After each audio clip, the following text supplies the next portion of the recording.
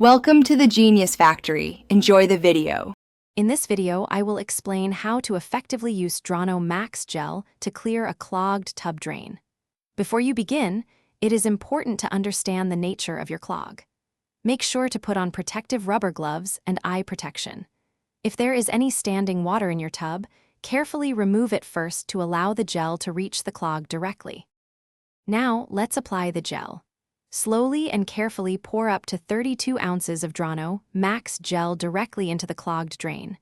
Avoid splashing the product. For most clogs, let the gel sit for about 15 minutes.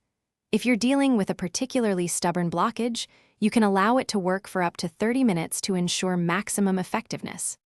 Once the waiting period is over, it's time to flush.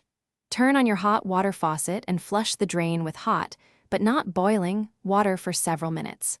Watch to see if the water now drains freely and quickly. If the clog persists after the first attempt, you may repeat the entire application process one additional time to help clear it completely. Safety is paramount when using any drain cleaner. Always read and adhere to all instructions and warnings on the Drano Max Gel bottle. Crucially, never mix this product with other drain cleaners or household chemicals, as this can create dangerous fumes. To help prevent future clogs, regularly flush your drains with hot water and consider using a drain screen. Thanks for watching. If you found this helpful, don't forget to like and subscribe.